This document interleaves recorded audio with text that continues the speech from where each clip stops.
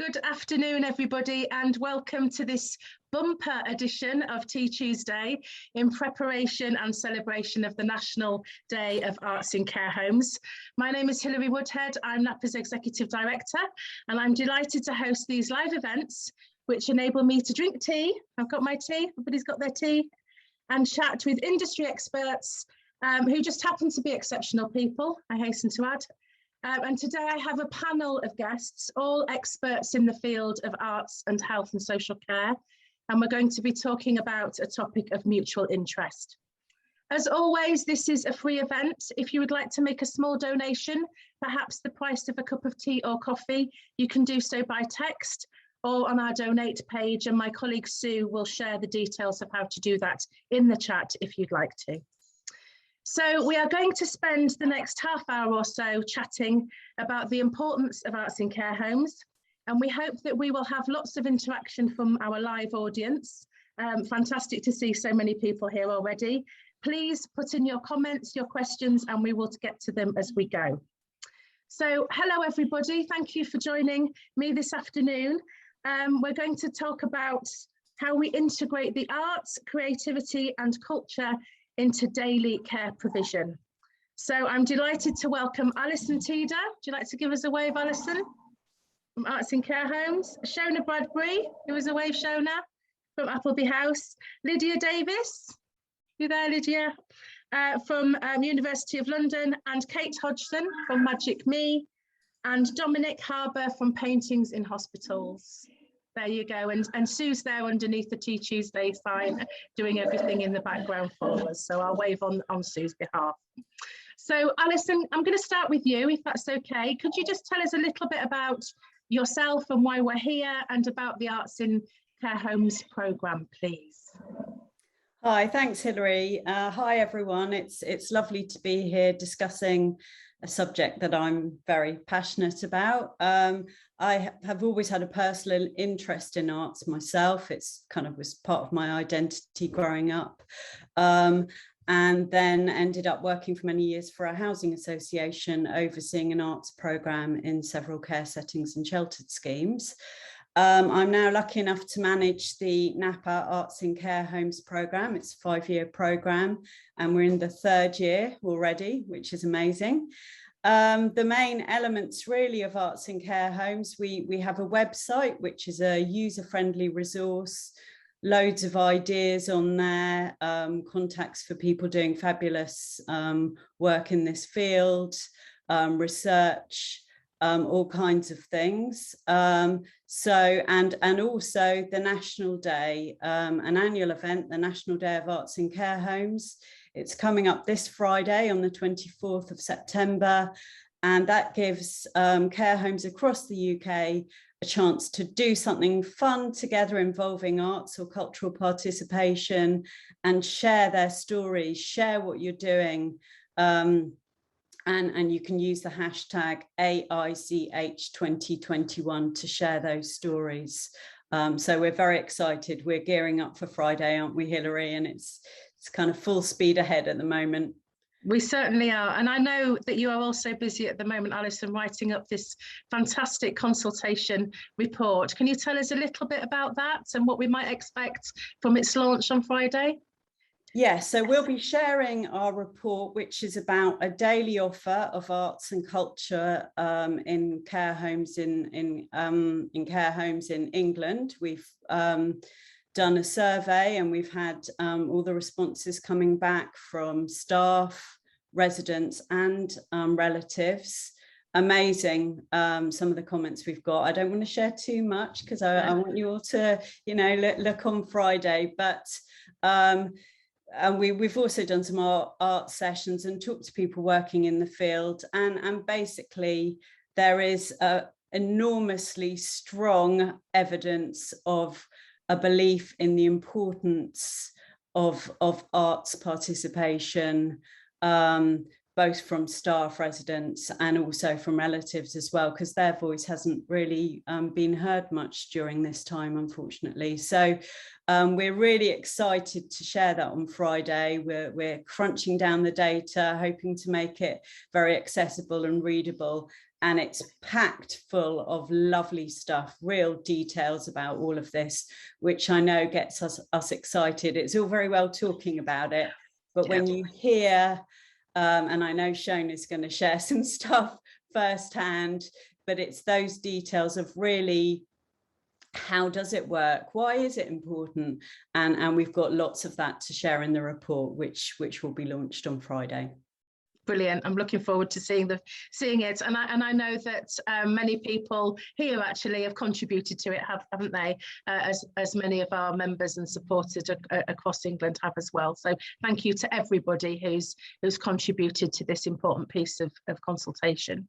So the first big question really, and the topic for today, is around how we embed arts, creativity and culture into care provision. You know, where do we start with this? And I think I'm going to come to Shona first, because you're there, Shona, managing a care home day in, day out.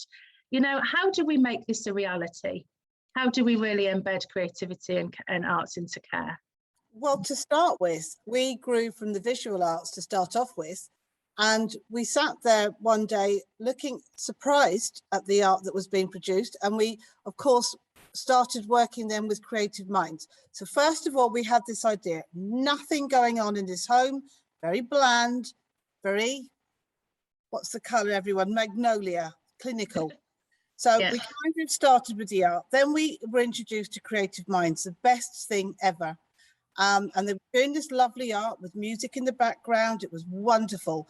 And we thought, what are we going to do with these paintings? And the idea of just putting them in a box or in the drawer, we just didn't do. So we framed them and we put a few on the wall. We loved it. That grew and grew and grew. And in the end, James came for National Care Home Open Day with the mayor, and we opened and it grew. We had the birth of Appleby Tate. And it just kept spiraling on from there. Of course, you don't think when we sing, because music's always been a big part of what we do. You didn't think about that as such as art. It was just something you do. And you know, particularly with dementia, it works so well. Yeah. And joining people like Arts and Care Homes and NAPA, once you start, you keep looking for more. You then naturally get introduced to people. And because you can see the outcomes for residents, you then want to do more naturally. And trust me, 6 years ago when we started, nobody was interested. We didn't know where this was going. But that constant, keep doing it. This is what we're doing, making it an important part of every day. And everybody, including relatives, seeing the difference it's making. I mean, just today, I went out to assess a lady that was here 2 years ago. And as we were leaving the assessment, when she was here, she loved art. It's something she used to do. And we get more and more people, social services and private people, coming to the home just because we've got an art studio and they've heard about the art. And the son said as we were leaving, because this lady's, I don't recognise her. You can see the glint in her eye, but I don't recognise her until she comes in on Friday. And he said, yes, we've still got some of the art that she did when she was with you. I can't wait to get her back in there. And no matter how many times we see it, we capture it on Facebook. No matter how many times you see it, it still gets you every time when you see people engrossed with the art. I mean, we're always doing things as musical. And I know, Alison, you really loved when we did the Olympics, the torch. Nobody knew what was really going to happen. And what nobody heard was the resident that was really loving it, whose daughter said she used to be in theatre, just saying, I feel really quite emotional. And it was happy and really emotional as well.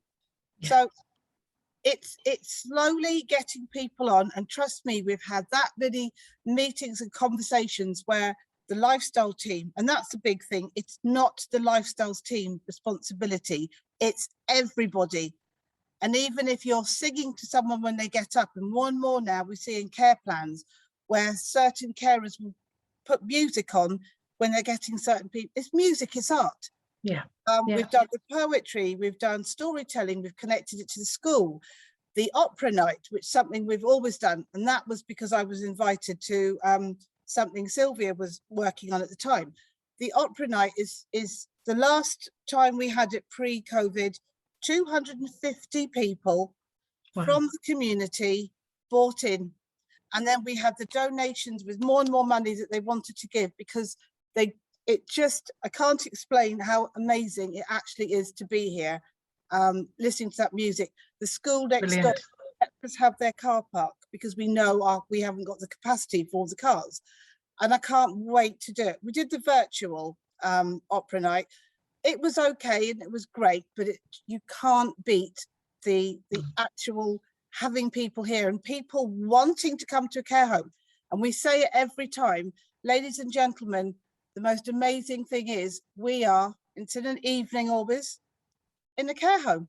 It's just incredible. We all get dressed. Fantastic. Thank you, Shona. Thank you. Thank you. I mean, wow. I mean, our work is done, really. Incredible, Shona. Thank you for those lovely examples. I'm going to come back to you because I think there's lots in what you've said that I'd like to pick up on as we go through some of these questions. Kate, can I come to you next? Because I know, yeah, sure.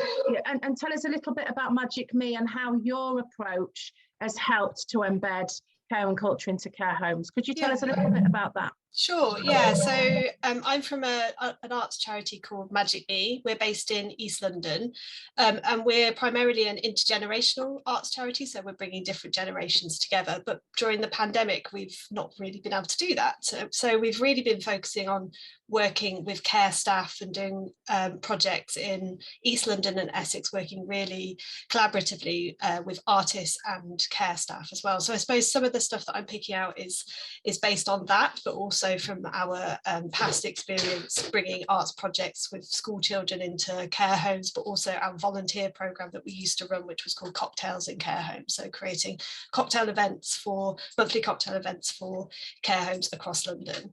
So I suppose one of the things that I thought was, and this is picking up on what Shona said, is that like creativity and arts can be big or small. Like, so a small conversation about a song that you love, that's creativity, so reframing what we're thinking about in terms of arts and creativity is really important, and obviously up to something as big as a big event kind of party, that's so thinking about scale, also recognizing kind of what arts and creativity can mean to different people. So for some people it's about entertainment, for some people it's about their personal well-being or some quiet reflective time, so gardening, for example.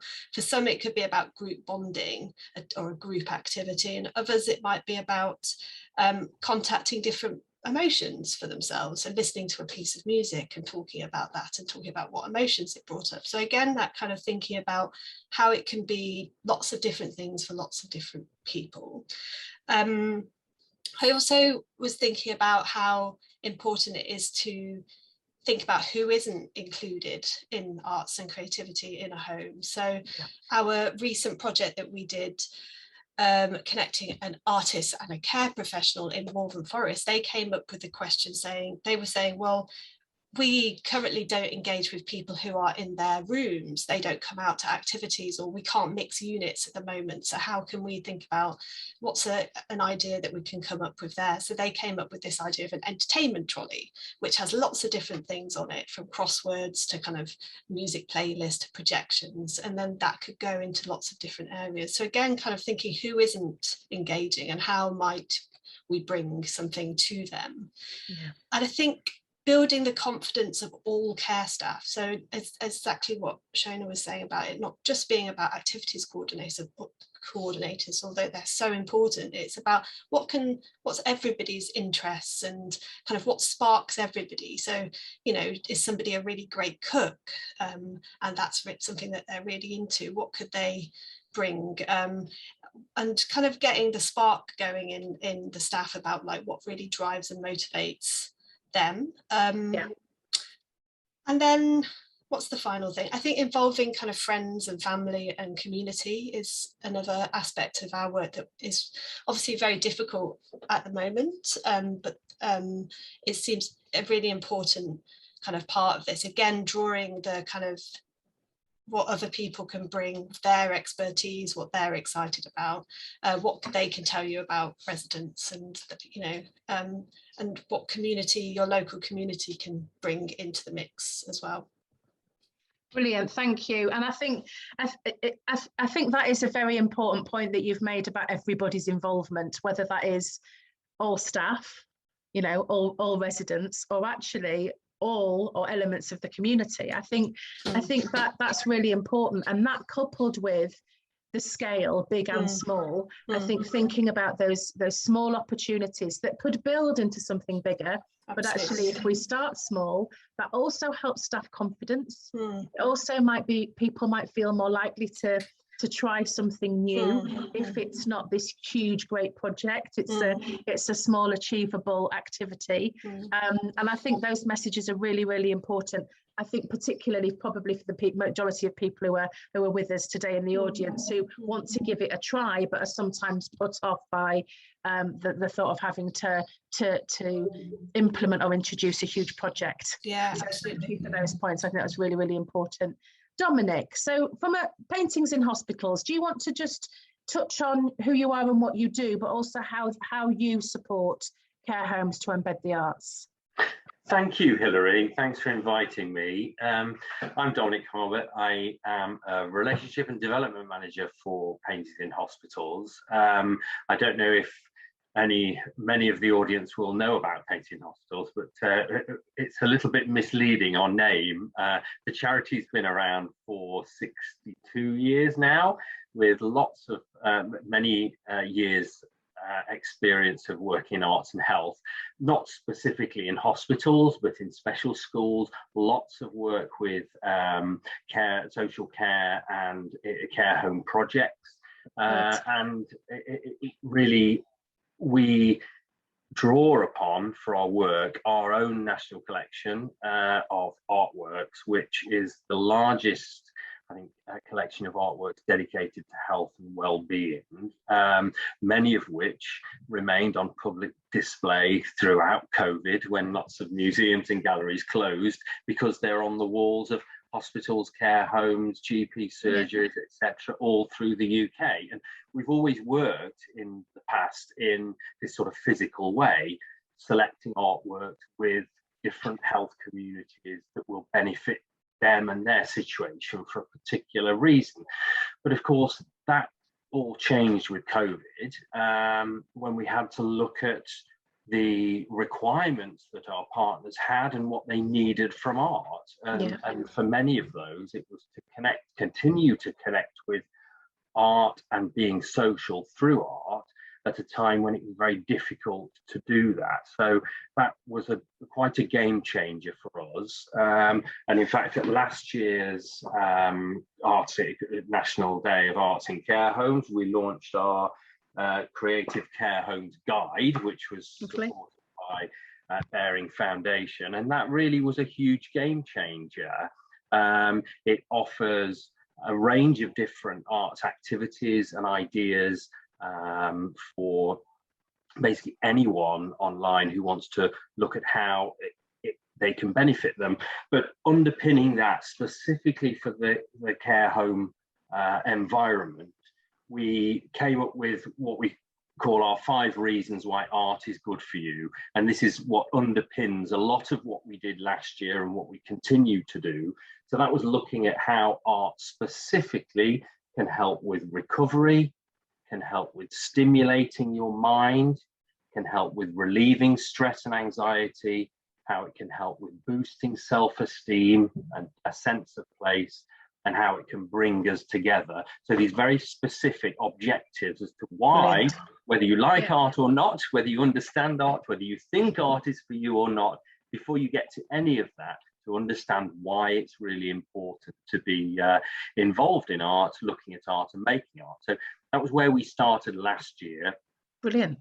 And we follow that up this year with a kind of much more developed and incredibly enthusiastic and exciting project, which is our Useful Planet project, which launches on Friday.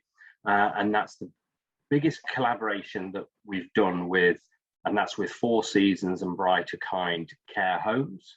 So we're looking at reaching nearly 10,000 residents and delivered via 350 activity coordinators to sort of bring about this very large digital project, which I should say focuses on 12 images from our collection, specially chosen to reflect a variety of different sort of cultural aspects, regional locations, different artists backgrounds, some emerging young artists, some very important nationally recognized artists, which have a sort of new framework, if you like, building on those 5 objectives. And these new sort of the new context features on 4 aspects: mind, body, soul, and community.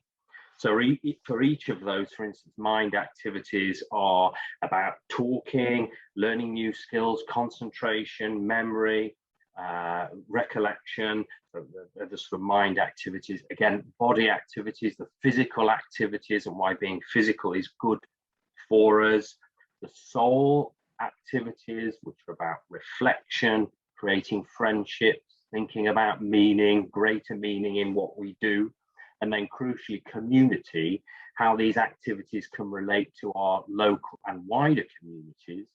And this is all within the framework of A Beautiful Planet, which looks at land, sea, and sky as themes. So there's different sort of mind, body, and soul, and community activities for each of those. It's very, very inclusive. And again, before we get to the activities, it's specifically about a framework which is clinically important for arts in care homes. So it sets out a really important story why we should be involved in arts in care homes in a very inclusive way. And I think whilst it's quite high numbers that are involved, it all crucially relates to the individual. So all of these activities rely on the activity coordinators working in the sites to develop one-on-one conversations with residents about their feeling and understanding around any particular subject area. Sounds fantastic, Dominic. And if people wanted to find out a little bit more about that, how would they do that? Is there information on your website, or there will be? Yes, so Friday. We've got the Creative Care Homes Guide is available online, so that's a really good starting point. There's lots of justification there. If anyone needs to justify why arts in care homes is useful for your organisation, go to that, turn to page 3, and there's there it is behind it. But as I say, we're launching Beautiful Planet on Friday, which links, as I say, these digital resources, and not only the digital resources, the high-res images of the artworks, but playlists, live webcams, there's well-being videos, there's all sorts of different types of resources. I think something that certainly Kate and Shona were saying, it incorporates music, incorporates activity. Looking at art and thinking about art can change the way people see the world around them, and that's kind of what we want to get to. It's not art is for certain people, art's for everybody. It's for everybody. We all have our own relationship with it, and I think that. Thank you very much, Dominic. That's lovely. I think, again, I know that we could have individual conversations with all of you, and we're a bit short of time for this, but I think that's really interesting, and I love the idea of how it links to you know, what we hope everybody would like to be involved in, but also the individual's interests. And I think that's really, really interesting. I'm looking forward to hearing more about it. Lydia, I want to hear from you now, please, if you would share with us a little bit about your work, but also how you've made your, I suppose, how you've made what you've learned accessible and transferable to care homes in terms of your research. Could you share a little bit about that? Yes, thank you very much for inviting me along today, and it's been great to listen to what everyone's been saying about their projects. So it's a tricky one to condense, but essentially I'm a speech and language therapist, and I'm working on a research project at City University of London. Sorry, I forgot to put that in my profile tag. So we're working on a project called STARS, which stands for Storytelling for Older Adults in Residential Settings. And this is an area that's quite under-researched in terms of speech and language therapy. So there's quite a bit of research in psychology, but we as a team feel that speech and language therapists can really add something to this area. So we are looking at whether a group intervention or a group activity that works on the skills required for storytelling and communication can improve language skills and also improve well-being. So the two main things we're measuring are, is there any difference in language skills, but what equally important is well-being. And we know that communication skill, being able to communicate what you're feeling, what you want, who you are, your stories is really vital for well-being, emotional but also physical well-being. So the foundations really are supporting communication. So we're looking at how communication can be supported in these settings, but also looking at the benefits of creativity through storytelling.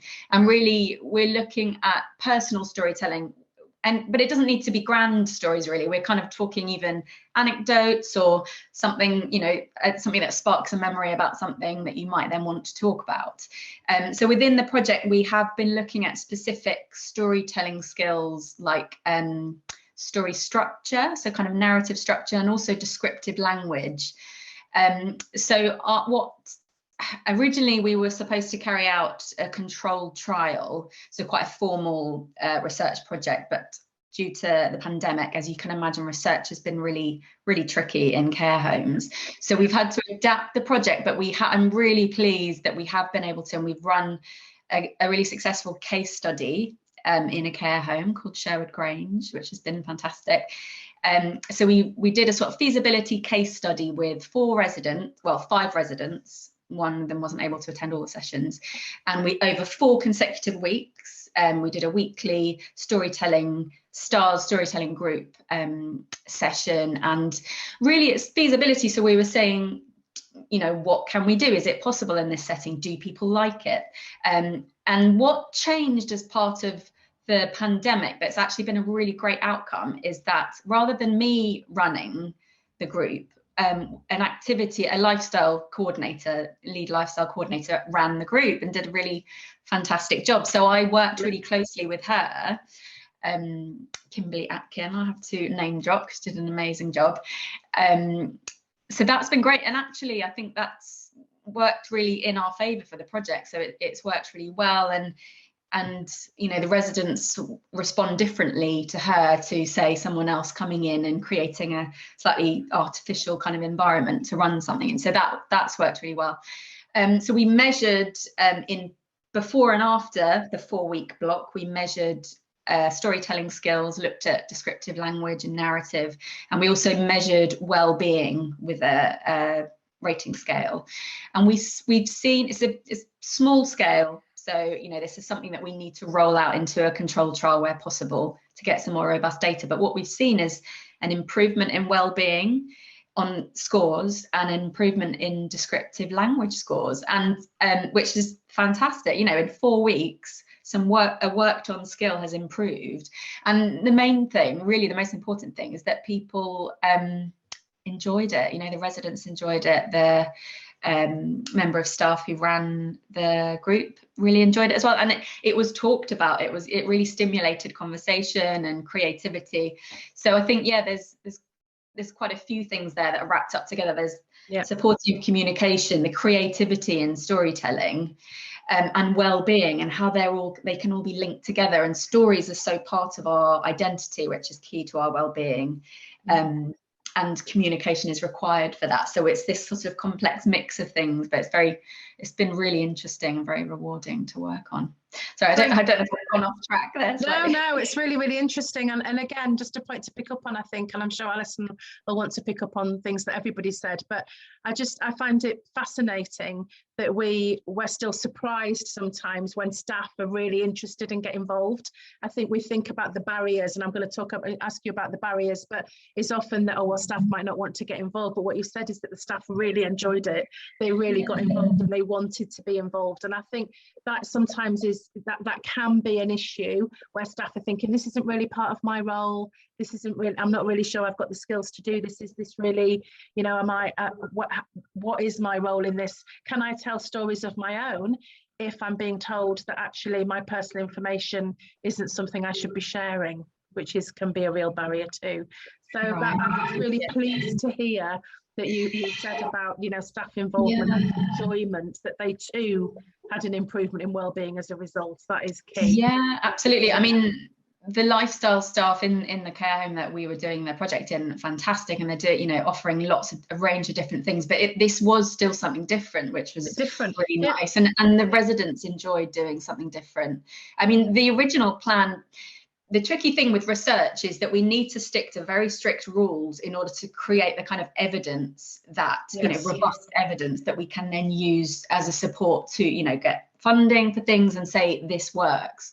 So we, you know, originally had planned a controlled trial and for me to run it, but because we then had to change that model slightly, well, quite dramatically, it just worked out well that, you know, the lifestyle coordinator was really keen, and actually that's probably more realistic of what we might be able to do, you know. So we've developed a program that we would like to roll out in lots of different care homes if, you know, if it's beneficial, and so far it seems to be from the evidence that we're looking at so far. So it kind of makes more sense for amazing. Shona, go for it. Can I just ask, did the residents have dementia or not? No, they didn't. So in the pilot study, this has been developed for residents who don't have cognitive impairment or could possibly, you know, some mild cognitive impairment. We're looking at possibly extending that and looking at how we can extend that for people of different cognitive functioning levels. What I would say is that because it was a feasibility study and we were kind of just seeing how the environment reacted to me in the project rather than the other way around, there would, you know, some residents would come and sit and watch who were at different sorts of cognitive levels. So I think what was interesting is people were getting something from the group, even if they weren't necessarily directly involved. Some people were just coming and listening and watching and things. So that, so that's a really good point, actually, is that neurologically healthy participants were in the project. But as part of the research project as a whole, I've done a massive review of any evidence, published research about groups in care homes for older people globally that include some language or communication. And actually, there are a lot of studies that have used participants with, you know, up to moderate to severe dementia who have seen some improvement in well-being, some improvement in language measures through the use of cognitive stimulation and language activities. So that might be reminiscence with language in, or word games and various things like that. So there's actually a very encouraging body of evidence about residents with dementia benefiting also from these kind of activities, which is really key, I think. Brilliant, thank you, Lydia. Alison, did you want to add anything to anything that our panellists have said so far? I think, I mean, it's fascinating. I'm getting a bit lost listening to everyone's amazing stuff they're doing.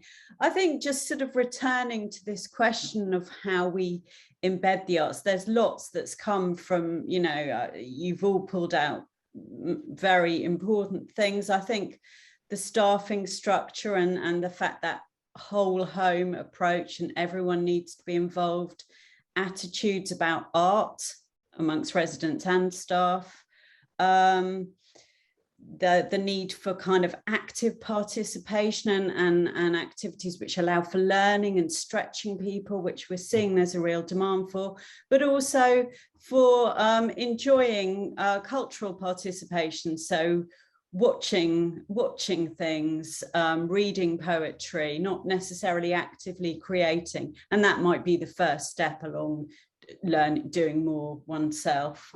And I think also for us, what we keep on seeing is this partnership working is absolutely crucial, and that is built in, and it's not just one project which finishes, it's making these links with different community partners. It could be schools or colleges, could be local artists, art organisations, museums and galleries, because we've seen a lot of very interesting work coming out of museums and galleries during COVID as well, and particularly the use of digital resources as well. So that's just briefly, I mean, there's so much more we could say, but yeah. Brilliant. No, thank you all. And I think a couple of you did touch on this, but I know from our helpline and from the conversations, the direct conversations we have with care staff and activity staff and care home managers, is that there are barriers. There are things that get in the way. And of course, we've all experienced barriers to activity, arts and engagement over the last 2 years. But, you know, any examples of how you've managed to overcome some of those barriers? I've heard, obviously, that you've digitalised the approach, that you've worked remotely with the lifestyle leads or activity coordinators.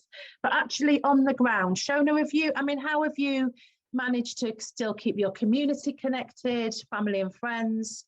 Any examples there? Well, we did the opera via Zoom for a change. But we still maintained age concern. We still got involved. We had the church where we just bought loads and loads. That was more the staff wanted to give back to the community.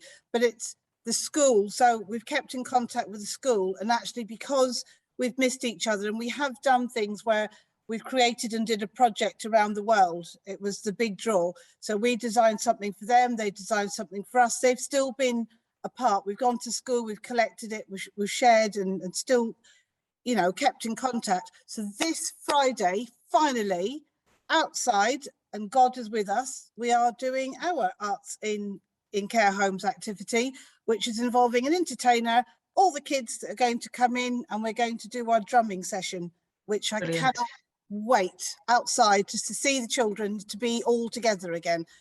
That, I would say, because we had to keep to, you know, not all mixed during the pandemic, we've redone the art studio, and now we've got people back in again because we're given a bit more freedom to do things. And there is a direct with the art, and it all coming back again, and the atmosphere just lifting. And when you talk about changing, we've got this one particular lady who was a teacher, and her son, it came back to me when you said, I never believed I would see the day. So she was a teacher. She's become this amazing artist. She's got her own wall because she's just so good with her art. And it's when the son said, I never believed I'd ever see my mother writing. So she writes letters regularly. She's into her books. We thought this lady was end of life because she was so depressed. She came from another care home, stopped eating, stopped drinking. And absolutely, the son will verify with the art, and you can see her changing. She is unrecognizable and has gone back to writing letters. Amazing. Incredible. So brilliant. Brilliant. Art, it can be done. Yes, absolutely. Yeah. And Dominic, I mean, this is a large project, obviously a huge project that you're about to embark on. Do you anticipate any particular barriers, and have you thought about how you might overcome those in terms of staff engagement or resident engagement? I think the initial justification is really, really important. So the framework that lays out just why it's important is essential. But no, I think the more people understand how broad creativity is and the levels at which you can engage with it, looking at art, thinking about the arts, yes, before you even start making art, there's room there for absolutely everyone to engage at even the most sort of the tiniest level. And I think we also have to understand, and this is something that Lydia was saying about evaluating it. That journey, the journey of your relationship with art, is a very long one. It doesn't happen in a session. You know, if this project, if people think about this project and find their own personal creative outlet through whatever it is we do, whatever it is, that should be as individual and unique to every single person. Absolutely. And that's, you know, that's not a quick journey. So I think often the barriers sort of self-imposed barriers that we think, oh, this isn't for me, this isn't for me, or we can't do this, or we can't do that. I think every barrier you come across, you can kind of smash it with art. And I think, oh, I love that. I think that's the quote for the day. Smash it with art. Brilliant. Thank you, Dominic. We do have a few questions, and I'm just really aware of the time. We've had lots of comments, and I know that some of you are answering, commenting on the comments. Thank you for that in the chat while others are chatting. And we will share the comments again with the panelists. But I do want to just get to a couple of these questions, if that's okay. So we've got one here, which I think it is quite an important, well, they're all important, I think, but this one is from Dominic. For Dominic, my name is Clive. I'm an activity coordinator in a care home supporting people living with dementia. I know my residents love the arts. How can we access paintings in hospitals? So what can an individual care home do to access the paintings? Have a look online.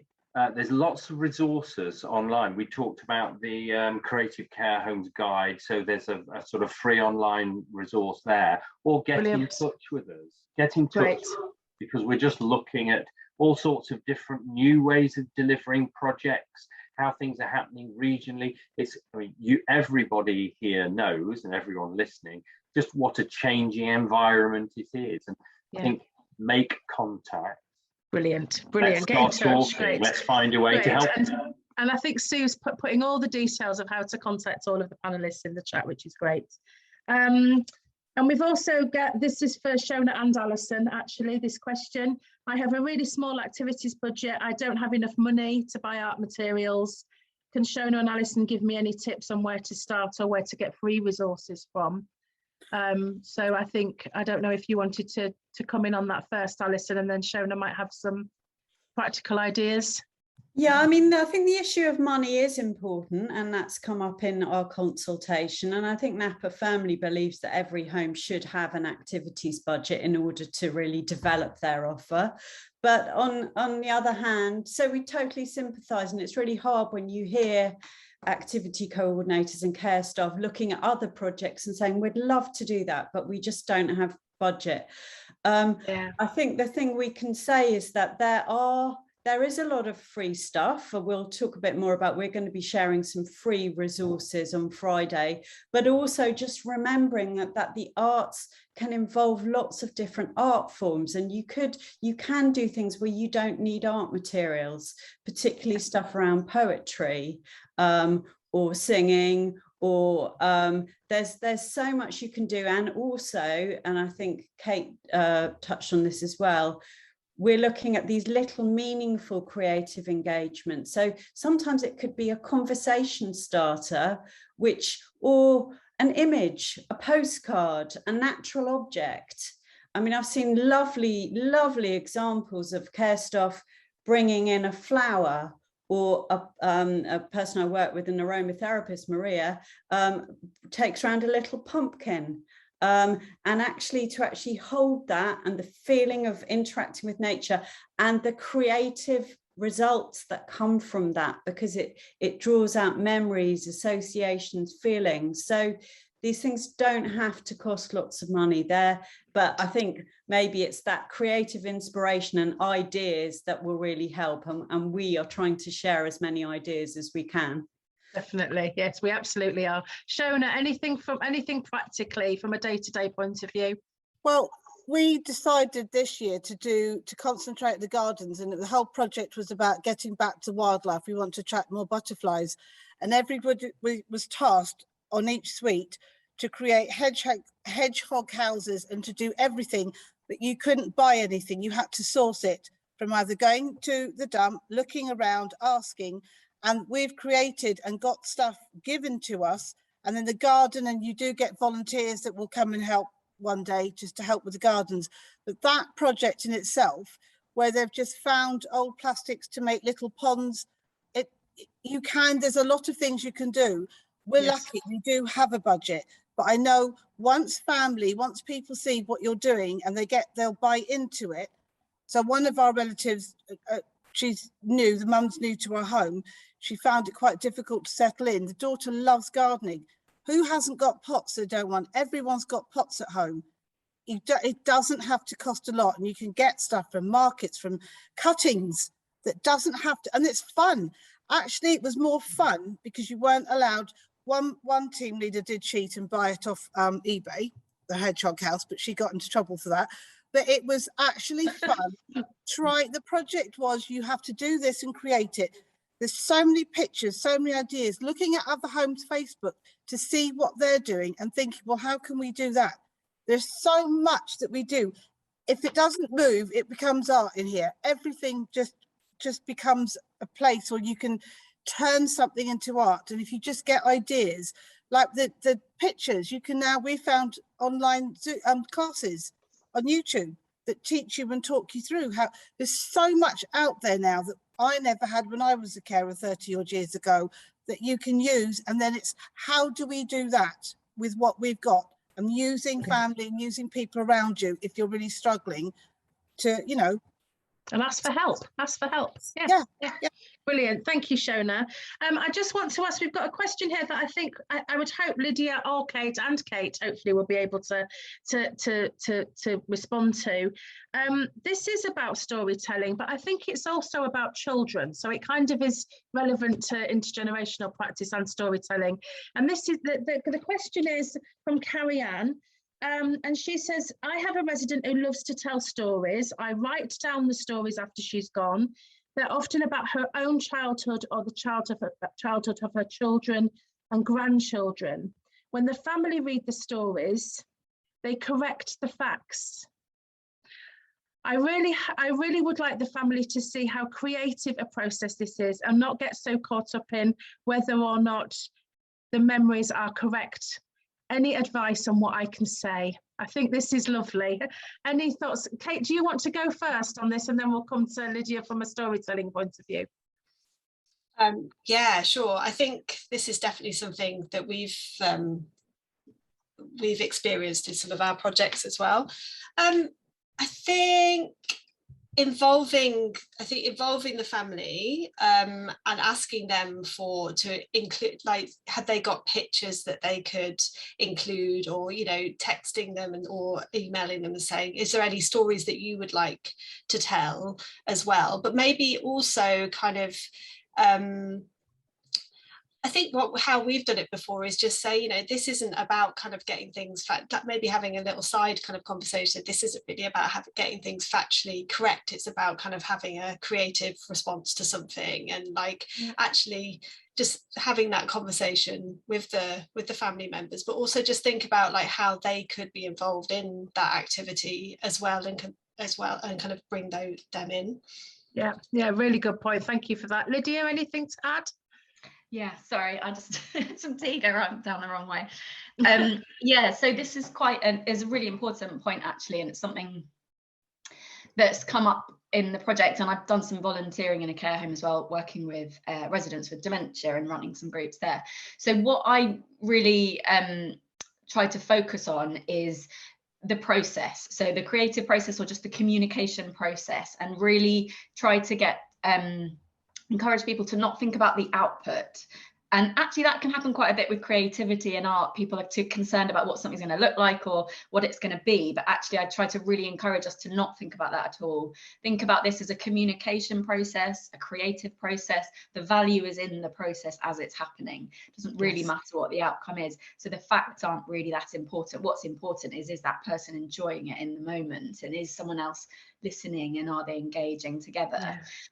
So that actually brings me to a point I just wanted to slip in while there's time about one of the barriers can be feeling like staff don't have enough time or resources to run a sort of set activity or group. I would say from our perspective, one of the most important things is having the right kind of strategies. So interaction strategies and interaction styles to support communication and access to what the activity is. So I'd say that's a real thing to prioritize is, for example, having a speech and language therapist come in to maybe do give some advice around strategies and things. And that wouldn't, hopefully there would be a sort of NHS service that might be able to provide some of that. So having those strategies in place, you can do have a creative conversation, or some sort of supported storytelling or anecdotes anywhere. So that could be a group, a more formal group, or that could be in a resident's room, going into them, bringing the storytelling to them, a creative conversation, or just a chat about an anecdote. You might see something on their wall that's a picture of something and it reminds you of something, and just bringing that up. That can be a nice creative moment and a sort of a connection and interaction there. Lovely, thank you, Lydia. Dominic, just quickly, because we're running out of time. I've had some really good experiences in the past with storytelling and making visual arts with care home residents, thinking about a specific memory that they may have, and then starting to do some writing around it, then make little drawings, and really trying to relive that moment and get it down on paper using sort of watercolor techniques or any painting or drawing techniques that they like. And the actual creating the art's quite a meditative approach, but the details sort of filter through. And I've seen residents who put childhood memories onto paper in their late 80s and share them with family, and it's a very open thing. No one's kind of questioning the coloured jumper someone might be wearing or where it was, but the whole act of it is, I've been very, very surprised and seen some very, very beautiful paintings made of childhood memories that just haven't emerged for so many years. It's a beautiful, beautiful project. Lovely, thank you, Dominic. Alison, any final thoughts? Well, I mean, actually, it was picked up on because I think the time issue is an absolute crucial that's coming out a lot. And the one thing I would say as well is I'm interested in care homes where I've seen this really happening, including lovely Appleby House. Somehow the manager seems to be very creative with their rotas and seems to, maybe it's about permission and that this is really important, and it goes through everything. And there is time because it runs through everything. It runs through, and where it's needed, it might be an hour's formal session, but that there's lots of other ways that you can incorporate the arts which aren't, quite so take up so much time, but are equally as valuable and really can transform someone's well-being and quality of life. So, yeah. Brilliant, thank you. Alison, Kate? I just come in on that point. Yeah, so I think also if you do have a project come into the home or an organisation come into the home, there's something about allocated time for their staff to be in that project as well. So that isn't time for them to kind of go off and do what they need to do, that they're part of that, because seeing those kinds of things as learning experiences and then having conversations about, okay, what can we do based on what we've learned from that. Absolutely, absolutely. And I think that goes back, doesn't it, to what Lydia was saying about and you were saying earlier as well about involving everybody, making sure everybody is involved from the beginning and see the benefit, so they can see the benefit for them, but also obviously for the people that they support. Brilliant. And on that, and this just picks up on the point that Alison was making about managers, our final question, which I have to put to Shona, is: it is lovely to hear from a home manager who leads on activities. So many managers I have worked with have just left me to it.